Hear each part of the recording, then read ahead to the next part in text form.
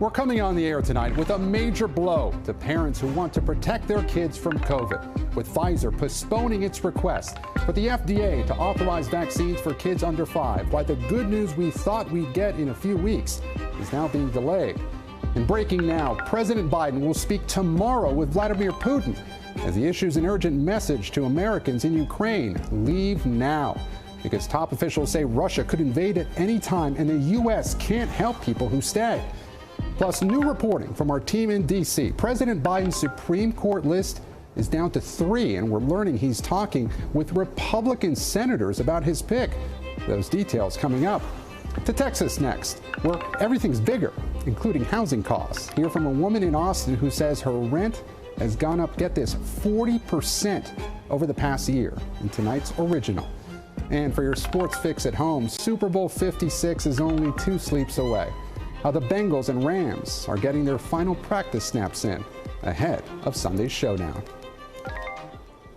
Hey, I'm Gabe Gutierrez in for Hallie Jackson. We start with breaking news on COVID. Vaccines for kids under the age of 5 won't be available in the coming weeks, as we once thought. This is a big setback today for parents who've been waiting anxiously for a COVID shot for their youngest family members. Pfizer announcing today it is postponing its application to the FDA. The company said it will now wait for data from its 3-dose series of the vaccine. Pfizer had asked the FDA to greenlight the doses following a clinical trial on the age group, and an FDA advisory panel was planning to meet next week to vote on it. Yet there was already data showing the first 2 shots did not work, and right now there is no guarantee a 3rd dose would be enough. Pfizer says the extension allows the FDA time to receive updated data on the 2- and 3-dose regimen, conduct a thorough evaluation of it, and facilitate a robust public discussion. The company believes the 3-dose data will be ready in early April. For one father, the news is tough to hear. It's really kind of frustrating because we were looking forward to having him vaccinated as soon as we could.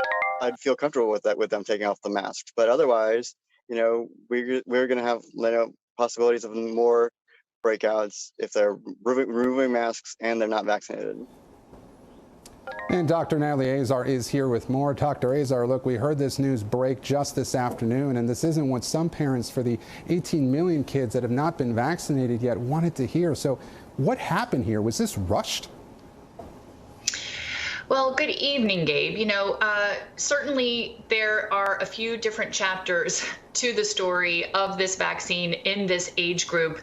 Let's go back to December when Pfizer released its interim data that showed that 2 doses of the Pfizer vaccine in the age group 2 to 5 did not trigger a comparable immune response that they believe is necessary to protect kids from COVID-19, a comparable response that was seen in older individuals aged 16 to 25. But the FDA wanted that interim data regardless. They basically said today, look, we were in a serious situation with the Omicron surge. They felt that it was their duty as a public health agency to use every option that was on the table, including approving or fast-tracking a 2-dose regimen that may not be fully effective, but anticipating that that 3rd dose would be protective, and that by the time would come that the 3rd dose would be available or would be necessary to administer roughly 2 months after the 2nd dose, that the process would already be going on. Which makes sense from sort of a public health perspective, but from a more scientific rigor perspective, it had a lot of people scratching their heads saying, this isn't really how we want to do it. We're going to approve a vaccine that we have not yet demonstrated that it is efficacious. Safety and tolerability, they've established that. But we want to know, if we're parents, that we're giving this to our children, that it will protect them from COVID-19. That data the FDA was not going to have if they were going to do this approval and move forward with the original planning as they intended to. Yeah, so still a lot of questions as we await that data. So Pfizer saying it's going to get new data on that 3rd dose by early April. Moderna also has said that they expect new data for 2 to 4-year-old children, I believe, 5-year-old children by March. What is the new timeline here for so many parents that are wondering when they're going to be able to get these shots now? You know, Gabe, I think like we've seen, once it gets into the FDA's hands and their advisory committee meets and the CDC's advisory committee meets shortly thereafter, provided that it was, you know, that an authorization was actually granted, it goes quickly. They already had, the United States right now already had, I think, about 10 million doses that they were, you know, ready to deploy if this approval went through. So I certainly, as a parent, I can understand the frustration. I have kids who are both vaccinated as teenagers. I can understand the frustration. On the other hand, you know, if we're saying we really want to, quote unquote, follow the science, it's become a mantra, then following the science really does mean waiting until we have all the information. You know, look. And really quickly, Dr. Azar, you know, one quick point, you know, hospitalizations went up in younger kids last month with the rise of Omicron. Yes. Now we've got at least 10 states dropping mask mandates before the CDC actually recommends it. So what would you tell concerned parents about what they should expect in the coming weeks with the relaxation of some of these restrictions, and now no vaccine, at least in the short term, for these youngest kids? Right. Well, this has been the concern, right? Even the concern for ages 5 to 11, that only 22% of that population is vaccinated. Hence the pushback against relaxing a lot of these mandates. You know, at the end of the day, a mandate that's coming from the state, or relaxing of a mandate coming from the state, doesn't need to necessarily affect local guidance. You know, a lot of school districts have said, okay, for example, here in New Jersey, where I live, our school district has said, we understand that our governor will relax the mandate as of the second week of March. We're going to wait until that moment to determine whether that's right for our community and our students. So if you're in an area that still has substantial or high transmission, if you don't have high vaccination rates in your community, that is up to your local school districts to make that decision about whether or not masks will still be required. And to all parents out there, I know how not fun it is to have your kids wearing masks, but they can still wear their masks, you know, if they are not vaccinated for that extra protection. They don't need to stop wearing it. Dr. Hallie Azar, still a lot of uncertainty for some parents 2 years into this pandemic. Dr. Azar, thanks so much. Breaking tonight, right now, as we're coming on the air, President Biden will speak tomorrow with Russian President Vladimir Putin. That's as the White House is issuing a dire warning to Americans in Ukraine. Get out now, because Russia could invade at any moment. The State Department issuing this urgent message saying any citizen in the country needs to leave by any means necessary. The U.S. National Security Advisor Jake Sullivan saying moments ago that's got to happen ASAP. We want to be crystal clear on this point. Any American in Ukraine should leave as soon as possible, and in any event in the next 24 to 48 hours. The risk is now high enough, and the threat is now immediate enough, that this is what prudence demands. And Sullivan says if you're an American in Ukraine and you decide to stay, the risk is yours. Because as President Biden told Lester Holt in an exclusive NBC News interview, the U.S. military is not coming to get you. What scenarios would you put American troops to rescue and get Americans out? There's not. That's a world war when Americans and Russians start shooting at one another. So to be clear, there is no plan right now for the U.S. to send in troops into Ukraine, even if there's a Russian invasion. But Sullivan says the West is more united than it's been in years on this issue. And today, the president spoke with 10 allies to get on the same page. You see them here. One of them, the UK's Boris Johnson, saying in a readout of that call, he fears for the security of Europe. We've got Aaron McLaughlin live on the ground for us in Kyiv in just a second, but I want to start at the White House with Josh Letterman. Josh, these are the starkest warnings from the White House yet, but Sullivan didn't exactly give any specifics as to why this tone has changed so drastically over the last 2 days, right? That's right. The National Security Advisor understandably didn't want to go into a lot of detail about the types of U.S. intelligence that have led the U.S. to now be saying that an invasion could actually start before the Olympics are over, roughly 9 days from now. But the National Security Advisor, Jake Sullivan, said, look, you can see a lot of this out in the open. Take a look at satellite images that have shown the Russian military buildup, now well more than 100,000 troops on Russia's border with Ukraine as well as in neighboring Belarus. And in fact, we just got some new reporting via our colleagues Courtney Kuby and Ken DILANIAN about what some of those concerns are, with two officials saying that they have seen intelligence that shows that in the last couple of days, things have gotten even more dire, with Russia now having about 80% of the troops there that they would need for an invasion of the entire country. That's up from about 70% in the last U.S. intelligence assessment that we were aware of. Officials also closely watching Russia's moving in of more Iskander missile systems into the area, as well as other types of support like medical field hospitals that could potentially be used in the case of an invasion. As you pointed out, we will have the president speaking tomorrow morning with Russian President Vladimir Putin by phone. That will be their fifth phone conversation since President Biden took office. They also had two meetings, including that virtual summit they had in December. Yeah, Josh, you cited that reporting from Ken and Courtney. And now Jake Sullivan has denied the U.S. believes Vladimir Putin has made up his mind about an invasion, but he did give reporters just a bit clearer sense of what would happen if Russia does cross Ukraine's borders, right?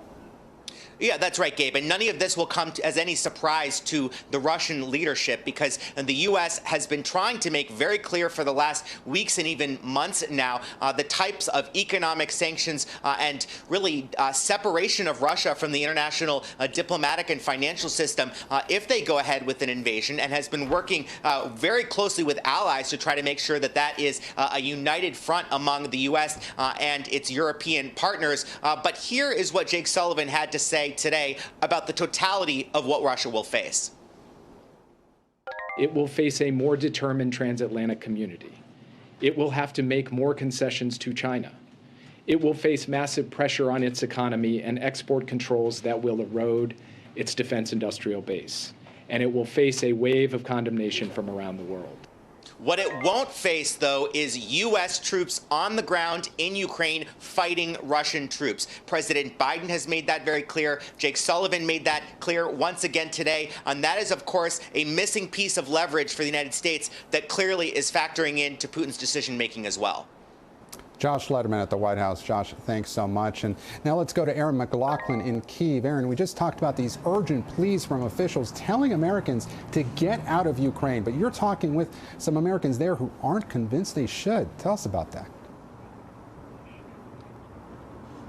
That's right, Gabe. There's about 7,500 Americans registered with the U.S. Embassy here in Kyiv. It's unknown how many are unregistered in country. But tonight we're learning that the U.S. Embassy staff is calling one by one American expats on the phone personally, telling them to leave, giving them this guidance that we just heard from the White House, that Americans need to leave Ukraine in the next 24 to 48 hours, the most specific time period we've heard yet. And still, we've been speaking to some Americans here, including Dave Agan. He's retired. He moved here 3 years ago. He says he's not leaving. He said he wants to stay. This is his home. He wants to stay with his friends. Take a listen. I'm not going anywhere. I don't know what's going to happen, but I'm not running. I have too many friends here. This is my home, and I like it here. And I just, you know, he's been wrong on other stuff. And we're also learning tonight from the State Department that Americans in the OSCE mission, which is charged with monitoring the conflict to the east of the country, have also been asked to leave, giving you a sense of just how dire Washington believes the situation to be, Gabe. Yeah, and Aaron, now Ukraine's President Zelensky met with his Security Council today. You've been speaking with a former defense minister in that country, right, that laid out three main pressure points of this conflict. What are they? Yeah, that's right. I was speaking to the former defense minister, and he says he sees threats from three different angles. You have the Russian military exercises, some 30,000 Russian forces amassed inside Belarus, and then to the east of the country you have the ongoing war. And then somewhat new element to the mix this week is about 140, according to Russian media, vessels, including warships, gathered in the Black Sea. The Ukrainian military accusing Russia of blockading the situation. And even though we are getting these dire warnings from Washington that the situation is deteriorating still this week. Ukrainian officials downplaying the situation. Speaking to that former defense minister, he told me that he believes that's because he does not want people here in Ukraine to panic. And you certainly are not seeing people panic at this point. You're not seeing runs on the supermarket. People are not evacuating. They are, however, buying guns. Gun sales have skyrocketed here in Ukraine as people are purchasing weapons for self-defense in the event of a Russian invasion. Gabe. Aaron McLaughlin live for us on the ground in Ukraine. Aaron, thank you. The White House now officially confirming Judge Ketanji Brown Jackson is under consideration as a nominee for the U.S. Supreme Court. This after we learned President Biden's list for a Supreme Court nominee is now focused on 3 names. Sources familiar with this process telling NBC News that top contenders are currently Ketanji Brown Jackson, Michelle Childs, and Leandra Kruger. We're also learning the president plans on spending the weekend at Camp David reviewing materials on each candidate, and that he could start the interview process as early as next week. Meanwhile, the president's outreach to Republicans regarding his nominee is mounting. Sources telling NBC News that Senators Susan Collins, Mitt Romney, and Lisa Murkowski spoke personally to the president last week. Senior White House aides also reached out to Senators Rob Portman, Lindsey Graham, and John Cornyn. Our justice correspondent who covers the Supreme Court, Pete Williams, is joining me now to talk about this. And Pete, the president wants to announce his pick by the end of the month, he said, ahead of his State of the Union. Talk about the timeline here and what the president will be looking at exactly this weekend. Well, there is plenty of time because remember what Justice Breyer said is he intends to step down at the end of this term when all the decisions have been announced. That's late June or early July. So there's time enough to get this done. But the Democrats on the Judiciary Committee and the Democrats in Congress are saying, let's move on, let's get it done. So they're urging the president to make this choice sooner rather than later. Sooner, certainly before the State of the Union message. And I think the fact he's going to spend a lot of time looking at their records over the weekend at Camp David will help, although certainly will be an enormous distraction trying to keep an eye on what's going on in Ukraine. And then he would then possibly want to interview some of these judicial nominees. So that would take some time as well. But there's nothing at this point, Gabe, that would indicate he wouldn't do this unless Ukraine just turns out to be a complete consumption of his time, that he couldn't do this before the end of the month as he promised. Yeah, Pete, and there's also this letter from a federal judge in Alabama, right, urging President Biden to not consider Judge Jackson as a nominee for the Supreme Court, writing, quote, justice and equality in the workplace will be sacrificed if she isn't appointed to the Supreme Court. So talk about the pressure the president is facing here, Pete. This is the time when once we know what the short list is, that everybody starts lobbying things over the transom, saying, you know, you got to appoint my person, don't appoint the other persons. So, you know, I don't think this is going to have much effect on him. There's a lot of outside pressure on him, but they'll certainly consider the political considerations because, after all, they have to get this person confirmed. And so one of the considerations they have to look at is, can the person they nominate get confirmed? That's one big question, but they also want to get the right person on the court. So the presidents always have to balance those two competing things, especially when their control in the Senate is basically so minimal. Pete Williams in Washington. Pete, thanks so much.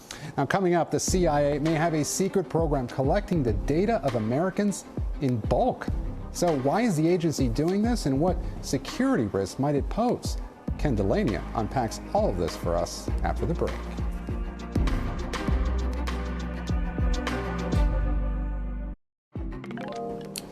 Welcome back. Your data is being vacuumed up into what 2 senators call a CIA secret program. That's according to a now declassified letter they sent last April. Senators Ron Wyden and Martin Heinrich say the CIA has been collecting data in bulk that can affect Americans' privacy. And it's been going on for years. In the letter, they write that the CIA's program is run entirely outside the statutory framework that Congress and the public believe govern this collection. This letter was prompted by a report from a watchdog, the Privacy and Civil Liberties Oversight Board. We don't know the specifics of what data the CIA collected. Neither the agency nor lawmakers are disclosing that yet. But Ken DILANIAN is following this story for us. And Ken, both of these senators have been pushing for more transparency from intelligence agencies. And back in 2013, we saw just how much bulk data the NSA had access to. So what do we know about this data in particular, and how big of a deal is this? You're right to bring up 2013, Gabe, because I think that's what's got everybody spun up. Because if you recall, it was Ron Wyden who asked the then Director of National Intelligence, James Clapper, back then, is the intelligence community collecting any bulk data on Americans? And he said no. And just a few months later, Edward Snowden revealed that, in fact, the NSA was vacuuming up American phone records. And that was a scandal. And that's since been curtailed. I have to say, though, after reporting all day, I've come to learn that I don't think this situation approaches that situation. The first thing I learned was that, contrary to what these senators are saying, the Senate Intelligence Committee and the House Intelligence Committee, their staff was fully briefed about this program. And what I'm being told is that what we're talking about here is the CIA collecting data on foreigners, collecting databases and searching databases, repositories of information about foreigners that happens to have American data in it. And when they encounter American data, they have a bunch of rules for how they're supposed to handle it, including minimizing the names, and they're only allowed to even access the American data for foreign intelligence purposes. At least that's what they're saying. Now, Wyden and Heinrich appeared to be a lot more concerned about it than some of the other senators, both Democrats and Republicans, who did not sign on to this letter. And it's important that they're raising this question, but so far this doesn't look like the kind of scandal that they say it is, Gabe. Yeah, so Ken, but as we mentioned, the senator's letter stems from this Watchdogs report that they got a copy of in March of last year. So what did that report point out? Yeah, so that's pretty interesting, because what the Watchdog report said was that there are times when the CIA will collect American data, but there should be rules for how they deal with it. In fact, there were Attorney General guidelines written in 2017, and the CIA has yet to implement those guidelines. So that's a problem. And this report recommended that they do more to document what they're doing. For example, show what the foreign intelligence purpose was when they're accessing American data. So they're not without fault here. This report is saying, you know, they could do better in terms of some of the bureaucracy, but they're not suggesting that, you know, there's this massive spying on Americans going on, Gabe. So the senators want the CIA to tell the public what kinds of records they've collected, right? And their intelligence sources. That seems unlikely, but how is the CIA responding, and where does this go from here? Yeah, that's the problem, right? The CIA is saying, trust us, we're following the law, we're doing the right thing. But, oh, we can't show you this data that we're collecting because it would compromise sources and methods. It would tell the bad guys how we're doing it. That's the dilemma with covering intelligence. But look, you know, Wyden and Heinrich are pushing for more transparency. They want the CIA to make more information public. If they can get some allies in Congress to be more concerned about this, then maybe we will learn some more. And that's not a bad thing, because, you know, we shouldn't have to just trust the CIA. They should verify that they are, in fact, following the law and treating our information correctly, Gabe. Ken DILANIAN, who covers the intelligence community for us, can be a tough beat to cover. Ken, thanks so much. Now, still ahead, a shooting and a standoff in Phoenix that left 9 police officers hurt. Details on what led to the incident coming up in the 5 things. Plus, those trucker protests in Canada have gone so out of control, it's made its way to the courts. Cal Perry is on the ground for us with the very latest.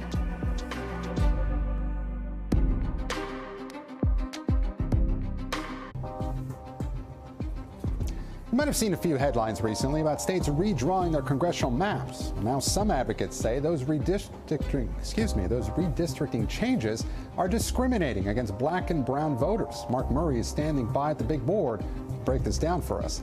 But first, let's get you over to the 5 things our team thinks you should know about tonight. Number 1, a shooting standoff left 9 police officers and 1 woman hurt today in Phoenix. Law enforcement arrived at the scene early this morning, but the suspect barricaded in his home. He was eventually found dead. It's not clear yet exactly what the motive was, but police think it was a domestic dispute. Number 2, the man accused of killing 6 people and hurting dozens more during a Christmas parade in Waukesha, Wisconsin, pleaded not guilty in court today. Darrell Brooks is accused of plowing his car into a crowd of people in November. He faces more than 6 dozen felony charges. Number 3, Australia's government says koalas are now an endangered species in 2 of its states. The animals, which are native to the country, have been hit hard by environmental factors like drought, bushfires, and developers cutting trees down. Scientists warn that without proper actions, koalas could become extinct. Number 4, another political statement from Louisiana Senate candidate Gary Chambers. We told you about the Democrat last month went viral for smoking a blunt in his first campaign ad. In a new ad, Chambers torches a Confederate flag while talking about race relations in the South. He's hoping to unseat Republican John Kennedy. Number 5, a billion-year-old black diamond believed to be from outer space has been bought using $4.3 million in cryptocurrency. We told you about the rare gem last month. It's called the Enigma, and it's 555 carats. Unbelievable. It was sold at auction, but the buyer has not been revealed. Now, protesters rallied in New York City today as nearly 3,000 city workers face losing their jobs for refusing to comply with the city's COVID vaccine mandate. Former Mayor Bill de Blasio put the mandate in place last fall, which said all city employees must get vaccinated by the end of October or be placed on unpaid leave. And the mandate has mostly worked. 95% of New York City's workforce is vaccinated. An additional 1,000 employees also must show proof of 2 doses by today or risk getting fired. Breaking just within the hour, the judge in that Ontario courtroom has granted an injunction to stop those trucker protests at the Ambassador Bridge, effective at 7 p.m. Eastern tonight. Well, today, Canadian officials are not backing down. Prime Minister Justin Trudeau speaking with President Biden today and giving this warning to protesters. Make no mistake, the border cannot and will not remain closed. If you joined the protests because you're tired of COVID, you now need to understand that you are breaking laws. The consequences are becoming more and more severe. And the Ontario Premier issuing a state of emergency, promising to use all resources to end the protest and warning of fines and jail time for those who don't comply. As the Ambassador Bridge connecting Detroit to Windsor remains closed, the automotive industry is feeling the pressure as well. General Motors, Honda, Toyota, and Ford are among those having to scale back production, cancel shifts, and even close plants because of part shortages. And joining me now from Windsor is Cal Perry. He's live on the ground for us. And Cal, lots of headlines today. The judge just granting that injunction effective at 7 again, which would put an end to the protests at the Ambassador Bridge, right? Ontario now under a state of emergency, so bring us up to speed where you're at. Yeah, and I think all of those steps is the government obviously putting the building blocks into place to eventually clear what is basically a large intersection, and as you have very well laid out, has snarled the largest land crossing in North America, hundreds of millions of dollars at stake. That judge ruling, it'll be interesting to see at 7 p.m. whether or not the authorities move in. As I said, they've been building up sort of their force power, and they've been negotiating with protesters sort of throughout the day. There have been groups shuttling back and forth, but this news of this judge's ruling, I do think sort of takes the pressure up a notch between now and 7 p.m., Gabe. So, Cal, I've been watching your reporting yesterday and today. Look, you said at this intersection, just how many people are out there, and do you get the sense that there's any real widespread support for these protesters in Canada? You know, it's a very difficult political issue, I think, for both the Prime Minister and you talk about the Premier of the province. And a lot of it is, of course, because the coronavirus has waned, the number of cases have waned. So you have the issue of businesses here in Canada, restaurants, bars. And we heard today the Premier saying that they were going to lower those restrictions, that they were going to take some of those restrictions down. It's such a hard and fine line for him to walk, of course, with the protest that is happening here. The protesters here, they share an ideology with protesters in the United States. It is a minority. The vast majority of truckers here in Canada are vaccinated. Here's what one protester had to tell me about why she's staying here. Take a listen. Yes, I realize they're putting in an emergency order. This is an emergency. You look around, everybody's peaceful, everybody's loving and happy. There is nothing emergency going on here. We haven't been in an emergency for a very long time. And that has been the answer time and time again when I've asked, but what about the hundreds of millions of dollars and the emergency that these protests are causing really in North America? The answer has time and time again been we are sick of these restrictions. And the big one is this vaccine requirement to enter the United States, Gabe. And Cal, you know, some have been surprised at just how quickly the auto industry here in the U.S. has felt the impact. Economists say the industries of, you know, the automotive, transportation industries have lost $51 million this week alone, and they're starting to fly parts over the border. GM is anyway, on cargo planes. We should note that's also common practice, but they're trying to get those parts any way they can. How urgent is the threat here to the supply chain in the U.S.? It's vital. When you talk to people in the auto industry, it's something I was unaware of. They deliver parts to order, so they deliver them that same day. So the parts come in oftentimes from across the border, whether it's Canada or the U.S., and it's for the same day for that factory because they don't want to store those parts. They don't want those parts to sit there, so they deliver it the same day. That's why we're hearing about this flying in. I'll give you one more example, Gabe. The number 2 export from Canada is cars, automobiles, and we in the United States buy 90% of those vehicles. We talk a lot about how the prices of cars are rising in the United States. It's only going to go up. You listen to J.D. Power, and they'll say normally you have 3 million cars on the lots in the United States at this time. There's only 1 million there, and used cars are going up in prices, and all of this is only going to contribute to that crisis, Gabe. Cal Perry, live for us in Canada. Cal, thanks so much. Now, with the midterms now just months away, you might have noticed congressional map drawers across the country are hard at work. So here's what's happening. The 2020 census shows that while the white population has shrunk and minority communities have grown, that's not reflected in many of the redistricting maps drawn by Republicans. On the flip side, Democrats are also redrawing some maps, especially when you look at states like New York and Illinois. It's a bitter struggle being fought by both parties across the country over who gets to control Congress, and a lot's at stake. When voters head to the polls later this year, only 40 out of 400 plus U.S. House districts will be considered competitive. So how do those 40 get divided? Could determine the balance of power. Mark Murray joins me now. And Mark, where is this redistricting of minorities most evident right now? Yeah, Gabe, let's actually look at the example of Alabama, which is 27% black according to the census numbers. And when you end up looking at Alabama right now, that Republicans have a 6-to-1 map advantage. And what's happened is that Republican lawmakers ended up consolidating all of the urban and African-American vote into one congressional district that Democrats actually hold. You ended up having civil rights and Democrats filing a lawsuit against that map. And federal judges ruled in their favor, saying that Alabama needed a second African-American district, one with a substantial African-American percentage. But the Supreme Court just recently ended up saying that they were going to keep that 2022 Alabama map, at least for now, as it considers future litigation. Yeah, Mark, so what does redistricting look like on the Democrat side? Yeah, Gabe, actually Democrats are doing really well, at least better than the conventional wisdom might have suggested a year ago. One case in point is in New York State, a state that Democrats control the legislature as well as the governor's mansion. And Democrats have actually turned what is a 19-8 Democratic advantage in congressional representation, according to this newest map, where Democrats would have a 22-4 advantage. In one congressional district, an example, Republicans hold a Staten Island congressional district. Well, what Democrats were able to do was actually combine Staten Island along with Park Slope, Brooklyn, to actually give Democrats a pretty good chance at defeating the Republican congresswoman who represents that Staten Island district right now.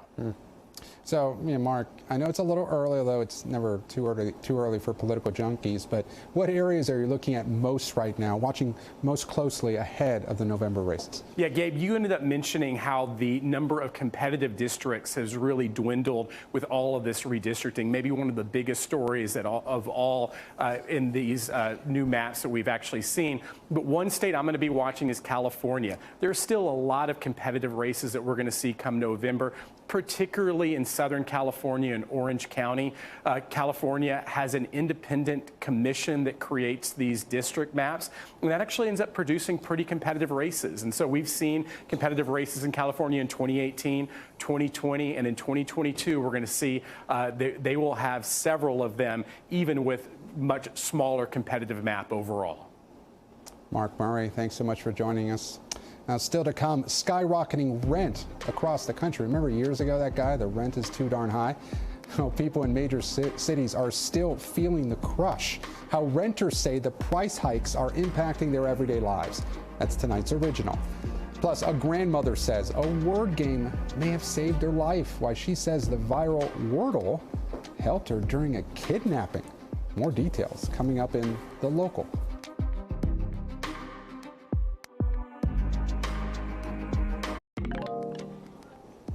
Welcome back. What if I told you rent in major metro areas has gone up by about 30% year over year? Well, it's true, and the impact is real. Maura Barrett has more on how Americans are dealing with the price pain in the original. But first, NBC News covers hundreds of stories each day, and because you couldn't possibly read, watch, or listen to them all, our bureau teams have done it for you. This is what they tell us is going down in their regions in a segment we like to call The Local. From our D.C. bureau, 2 16-year-olds have been arrested after a series of bomb threats were made at several Washington, D.C. area schools. Police never found explosives, but second gentleman Doug Emhoff was evacuated from one of those campuses during an event. It's not clear whether the teens are tied to that incident. Officials also say they don't think these cases are connected to recent bomb threats made at historically black colleges. From our Northeast Bureau, officials say tens of thousands of bees were stolen from a grocery company's field in Pennsylvania. It apparently happened the last week of January, and it is becoming a problem for the grocery store and its food supply. No word yet on who stole the bees or why. And from our Midwest Bureau, a popular word game apparently helped save a grandmother's life in Chicago after being held hostage for 21 hours. When 80-year-old Denise Holt didn't text her Wordle daily score, her daughters got worried, so they tried to check in on her, eventually calling police. Get this, when cops got there, they found Holt barricaded in a basement bathroom. Thankfully, she's doing okay now, and the intruder has been arrested. Now, we want to bring you today's original with in-depth reporting on a topic we've been keeping an eye on. If you've had to do a double take when you look at your rent bill recently, you're not alone. Prices are at an all-time high, a 30% or more increase in many major cities, and it's not expected to slow down anytime soon. While government programs like the National Eviction Moratorium and the expanded child tax credit have run out. Maura Barrett has more on this new economic squeeze many Americans are facing. Rent is on the rise in cities across the country, including Austin, Texas, where Shadow Lemaire lives. Over the course of the last 18 months, they have increased the rent by 40%. Cities like New York, Miami, and Newark are seeing more than a 30% hike in rents, forcing millions to consider relocating. That's a $600 increase a month. That's crazy. And looking ahead, rent rates are expected to increase another 10% this year, according to a recent report from the Federal Reserve Bank of New York. Over the last 7 years, the rent has generally increased about 6%, and we usually fight with them on a regular basis to get it lower than that, because when I was working, my annual increase wasn't even close to 6%. Shadow Lemaire used to work as an accountant. She now collects $900 a month in disability benefits. She and her wife rent a 2-bedroom apartment in Austin for $1,500 a month. That amount is set to increase 43% to about $2,200 a month, outpricing the tenants of 7 years. Our rent is based on supply and demand, and that's always the answer when we talk to them. It's being forced, and we're not prepared. You know, we're not prepared to move right now. It's just a shame that they don't do anything to work with people that have been here so long. A tough reality as workers return to cities and many local eviction moratoriums and rent freezes expire. During the pandemic, people really went out and bought a lot of homes. They left the cities, moved to the suburbs and rural areas, and we saw home prices shoot up. More recently, people have been returning to cities, so home prices are up pretty much across the board. Low mortgage rates contributed to that. And now with the return to cities and also the end of the eviction moratorium, there has been a lot of demand for rents. A high demand far outnumbering the supply of affordable homes.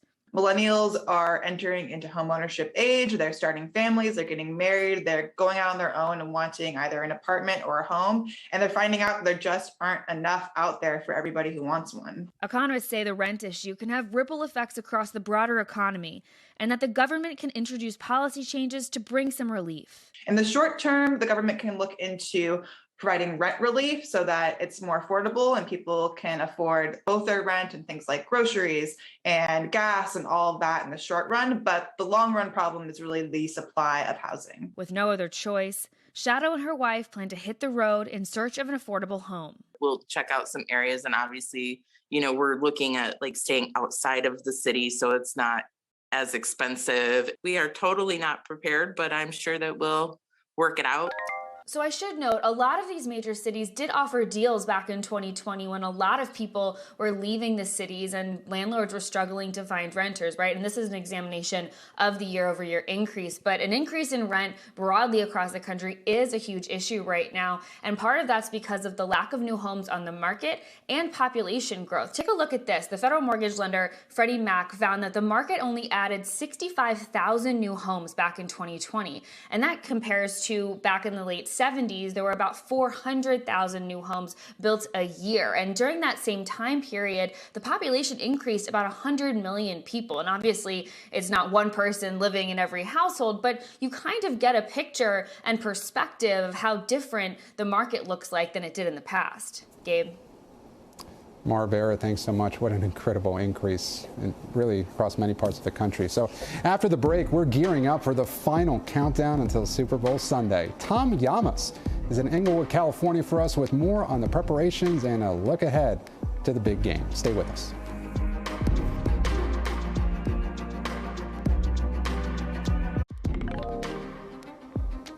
Get your chips and dip ready. As you know by now, no doubt, Sunday is the Super Bowl, and 117 million of us are expected to tune in to see the matchup between the Cincinnati Bengals and the Los Angeles Rams on NBC. The Super Bowl will take place at the new state-of-the-art SoFi Stadium with some 70,000 fans in the stands during what could be one of the hottest games on record. Of course, we'll see if they keep the roof closed for the big game. So senior national correspondent Tom Llamas is lucky enough to get that Super Bowl assignment. He joins us now from California. Tom, you know, I've been looking at you the last couple of days reporting from out there. You got the cush gig with the assignment. Let's put up one picture. I see you making friends out there this morning on the Today Show with the Bengals mascot. Look, you're wearing a coat, though. Yeah. I thought it was supposed to be kind of, you know, hot out there, but it's chilly this morning. How are you preparing for the game, and how are the teams preparing? Yeah, no, things are definitely strange out here, much like your squash game. You know, you never know what's going to happen next out here during the Super Bowl. So yeah, those are two of my friends I met out here, Rampage and Houday. We hooked up here. We sort of have a connection. We're going to be clubbing, tailgating all throughout the Super Bowl. But yeah, no, it's been a great assignment. There's a lot of energy out here, Gabe. People are really, really excited. Englewood is ready. The entire LA area is ready. Anywhere you go, people are talking about the Super Bowl. You see the Super Bowl signs, especially Ram signs everywhere. Earlier in the day, I had a chance to go and speak with the Bengals. I spoke with Joe Burrow. I asked him, you know, a lot of people have counted you out in this game. The Rams are favored. And he said anybody that's underestimated us this season has lost. They said that they're preparing for this game like any other game. He says they've been at big games before, and they know how to prepare, and they feel very confident. I asked him about the heat, too. So the weather is very strange. It's really cold in the morning. There's a heat wave right now. So, like, right now it's like in the 80s. It gets really hot. Both teams say they're ready for this heat wave regardless. Remember, Joe Burrow played at LSU. He's used to that hot weather from Louisiana. So it's going to be an interesting game. Again, a lot of people are predicting this could be the biggest Super Bowl ever, Gabe. So yeah, Tom, talk to us about the stadium itself. It's an architectural wonder, I hear. It even comes with a lake. I think I see it behind you. Yeah, no, it's, you know, you got to see it from quite an angle, right? You know, yeah, you went up in an F-16. Tell us about that. Oh, yeah, that was cool, too. Yeah, we went over, we flew over really the entire Los Angeles area. We went a little east of L.A. as well, over the desert, and they actually let me fly this F-16. So it was part of this program that, you know, they have a flyover during every Super Bowl, but this year it's different. They're going to have 4 vintage jets, really celebrating the 75 years of the United States Air Force. And then the F-16, of course, is going to lead that. I got to fly in the F-16 with a pilot named Callsign Toro. He'll be leading the flyover during the Super Bowl. It was incredible. We hit 9 Gs, 700 miles per hour. They even let me fly this thing. It was pretty incredible. I say it's a cliche, but it is. It flies like sort of like a video game. It's a joystick. It's called a side stick, and we did a couple rolls. I didn't get sick. I don't know if you could have handled this, Gabe. To be honest with you, I know you might have gotten a little scared up there, but this was pretty normal. It was a lot of fun, and we got to see this beautiful stadium here. Another quick cliche. I'm going to put you on the spot. We only have a few seconds left, but what's your pick for the game? You know, my pick is I hope we have a great game, but I'm actually rooting for the Bengals. I love that they're the underdogs. I followed Joe Burrow when he was at LSU, and I just think it's going to be a great game. The Rams are the best team on paper, but again, I would love to see the Bengals come out on top. That'd be really fun. Tom Llamas in California.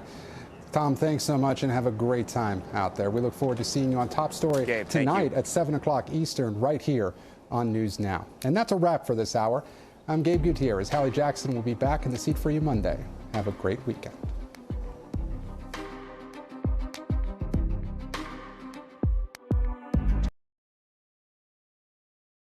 Thanks for watching our YouTube channel. Follow today's top stories and breaking news by downloading the NBC News app.